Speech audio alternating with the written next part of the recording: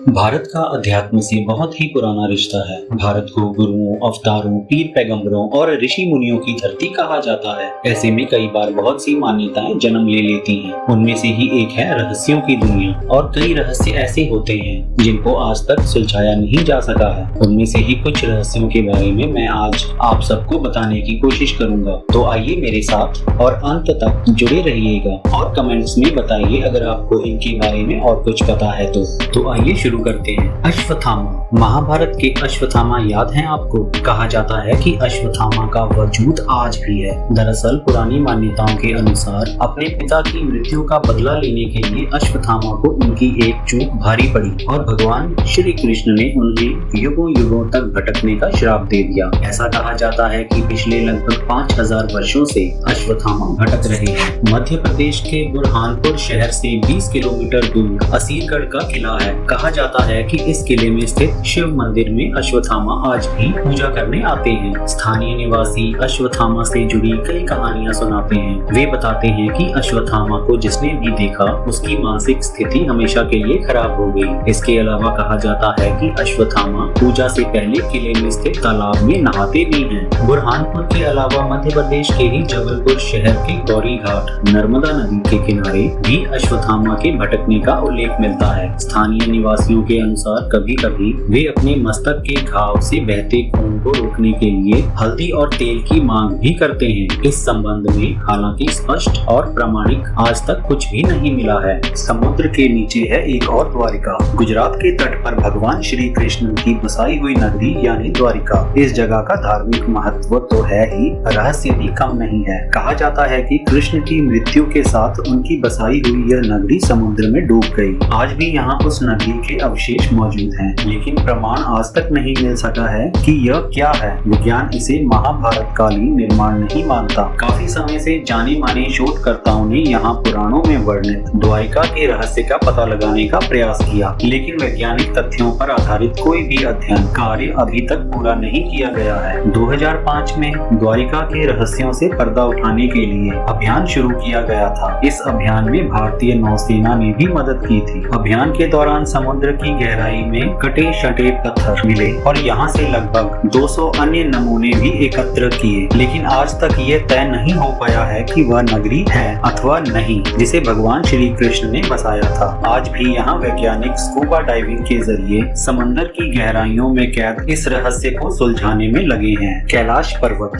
इसे दुनिया का सबसे बड़ा रहस्यमयी पर्वत माना जाता है। यहाँ अच्छी आत्माएं ही रह सकती हैं। इसे अप्राकृतिक शक्तियों का केंद्र माना जाता है। यह पर्वत पिरामिड नुमा आकार का है। वैज्ञानिकों के अनुसार यह धरती का केंद्र है। यह एक ऐसा भी केंद्र है जिसे एक्सिस मुंडी कहा जाता है। एक्सिस मुंडी अर्थात दुनिया की नाभि या आकाशीय ध्रुव और भौगोलिक ध्रुव का केंद्र। यह आकाश और पृथ्वी के बीच संबंध का एक बिंदु है। यहाँ 10 दिशाएं मिल जाती हैं। रशिया के वैज्ञानिकों के अनुसार एक्सिस मुंडी वह स्थान है जहाँ अलौकिक शक्ति का प्रवाह होता है और आप उन शक्तियों के साथ संपर्क कर सकते हैं। कैलाश पर्वत की संरचना कंपास के 4 दिक बिंदुओं के समान है और एकांत स्थान पर स्थित है जहां कोई भी बड़ा पर्वत नहीं है। कैलाश पर्वत पर चढ़ना निषिद्ध है, पर 11वीं सदी में एक तिब्बती बौद्ध योगी मिलारेपा ने इस पर चढ़ाई की थी। रशिया के वैज्ञानिकों की यह रिपोर्ट यूएन स्पेशियल मैगजीन के 2004 के जनवरी अंक में प्रकाशित हुई थी। कैलाश पर्वत 4 महान नदियों के स्रोतों से घिरा है, सिंध, ब्रह्मपुत्र, सतलुज, कर्णाली या घाघरा तथा 2 सरोवर इसके आधार हैं। पहला मानसरोवर जो दुनिया की शुद्ध पानी की उच्चतम झीलों में से एक है और जिसका आकार सूर्य के समान है, तथा राक्षस झील जो दुनिया की खारे पानी की उच्चतम झीलों में से एक है जिसका आकार चंद्र के समान है। ये दोनों झीलें सौर और चंद्र बल को प्रदर्शित करती हैं, जिसका संबंध सकारात्मक और नकारात्मक ऊर्जा से है। जब दक्षिण से देखते हैं तो एक स्वास्तिक चिन्ह वास्तव में देखा जा सकता है। कैलाश पर्वत और उसके आसपास के वातावरण पर अध्ययन कर चुके रशिया के वैज्ञानिकों ने जब तिब्बत के मंदिरों में धर्म गुरुओं से मुलाकात की तो उन्होंने बताया कि कैलाश पर्वत के चारों ओर एक अलौकिक शक्ति का प्रवाह है, जिसमें तपस्वी आज भी आध्यात्मिक गुरुओं के साथ टेलीपैथिक संपर्क करते हैं। यह पर्वत मानव निर्मित एक विशाल काय पिरामिड पिरामिड है, जो 100 छोटे पिरामिडों का केंद्र है। रामायण में भी इसके पिरामिड नुमा होने का उल्लेख मिलता है। सोन भंडार गुफा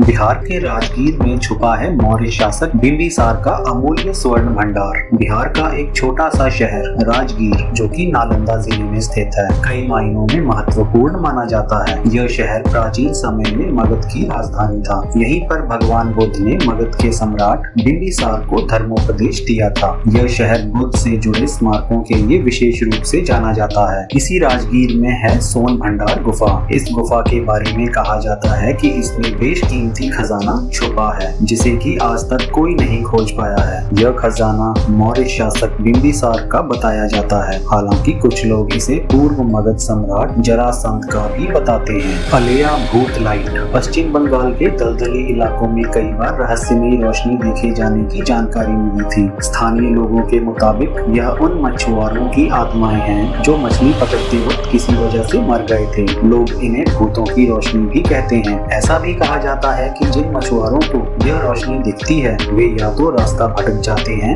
या ज्यादा दिन जिंदा नहीं रह पाते। इन दलदली क्षेत्रों में कई मछुआरों की लाशें भी मिली हैं, लेकिन स्थानीय प्रशासन यह मानने को तैयार नहीं है कि ये भूतों के चलते ऐसा हुआ। उनके मुताबिक मछुआरों के साथ अक्सर ऐसी घटनाएं होती रहती हैं। हालांकि अभी तक इस रहस्य से भरी गुत्थी सुलझ नहीं पाई है। वैज्ञानिकों का अंदेशा है कि दलदली क्षेत्रों में अक्सर मीथेन गैस बनती है और वे किसी तत्व के संपर्क में आने से रोशनी पैदा करती है। रूपकुंड झील यह हिमालय पर्वतों में स्थित है। इस तट पर मानव कंकाल पाए गए हैं। पिछले कई वर्षों से भारतीय और यूरोपीय वैज्ञानिकों के विभिन्न समूहों ने इस रहस्य को सुलझाने के कई प्रयास किए, पर वे नाकाम रहे। भारत के उत्तरी क्षेत्र में खुदाई के समय नेशनल जियोग्राफिक को 22 फुट का विशाल नर कंकाल मिला है। उत्तर के रेगिस्तानी इलाके में एम्प्टी क्षेत्र के नाम से जाना जाने वाला यह क्षेत्र सेना के नियंत्रण में है। यह वही इलाका है जहां से कभी प्राचीन काल में सरस्वती नदी बहती थी। इस कंकाल को वर्ष 2007 में नेशनल जियोग्राफिक की टीम ने भारतीय सेना की सहायता से उत्तर भारत के इस इलाके में खोजा। 8 सितंबर 2007 को इस आशय की खबर कुछ समाचार पत्रों में प्रकाशित हुई थी। हालांकि इस तरह की खबरों की सत्यता की कोई पुष्टि नहीं हुई है। इस मामले में जब तक कोई अधिकृत बयान नहीं जारी होता, यह असत्य ही मानी जा रही है। बताया जाता है कि कद काठी के हिसाब से यह कंकाल महाभारत के भीमपुत्र घटोत्कच के विवरण से मिलता जुलता है। हालांकि इसकी तुलना अमेरिका में पाए जाने वाले बिगफुट से भी की जा रही है, जिनकी औसत हाइट अनुमानित 8 फुट की है। इसकी तुलना हिमालय में पाए जाने वाले यति से भी की जा रही है, जो बिगफुट के समान ही है। माना जा रहा है कि इस तरह के विशालकाय मानव 5 लाख वर्ष पूर्व से 1 करोड़ 20 लाख वर्ष पूर्व के बीच में धरती पर रहा करते थे, जिनका वजन लगभग 550 किलो हुआ करता था। यह कंकाल देखकर पता चलता है कि किसी जमाने में भारत में ऐसे विशालकाय मानव भी रहा करते थे।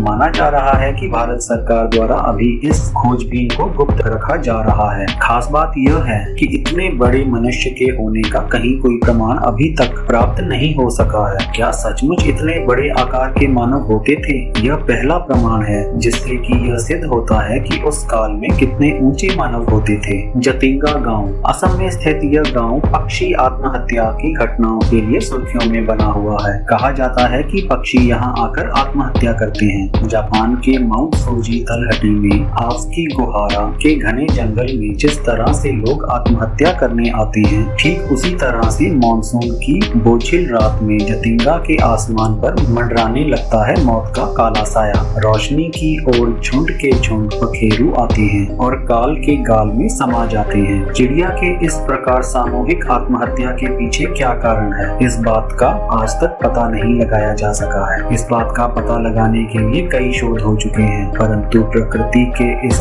गूढ़ रहस्य के बारे में अभी भी ठोस रूप से कुछ नहीं कहा जा सकता। असम के कशार स्थित इस घाटी के रहस्यों को जानना जरूरी है। भारत की गुफाएं। भारत में बहुत सारी प्राचीन गुफाएं हैं, जैसे बाघ की गुफाएं, अजंता एलोरा की गुफाएं, एलिफेंटा की गुफाएं और बेटका की गुफाएं। ये सभी गुफाएं किसने और कब बनाई, इसका रहस्य अभी सुलझा नहीं है। अखंड भारत की बात करें तो अफगानिस्तान के बामियान की गुफाओं को भी इसमें शामिल किया जा सकता है। भीमबेटका में 750 गुफाएं हैं, जिनमें 500 गुफाएं में शैल तैल चित्र बने हैं। यहाँ की सबसे प्राचीन चित्रकारी को कुछ इतिहासकार 35,000 वर्ष पुराना मानते हैं तो कुछ 12,000 साल पुराना। मध्य प्रदेश के रायसेन जिले में स्थित पुरापाषाणिक भीमबेटका की गुफाएं भोपाल से 46 किलोमीटर की दूरी पर स्थित हैं। ये व्यंग पर्वतमालाओं से घिरी हुई हैं। भीमबेटका मध्य भारत के पठार के दक्षिण किनारे पर स्थित विंध्याचल की पहाड़ियों के निचले हिस्से पर स्थित है। पूर्व पाषाण काल से मध्य पाषाण काल तक यह स्थान मानव गतिविधियों का केंद्र रहा था। तिब्बत का यमद्वार यह अखंड भारत का ही हिस्सा हुआ करता था।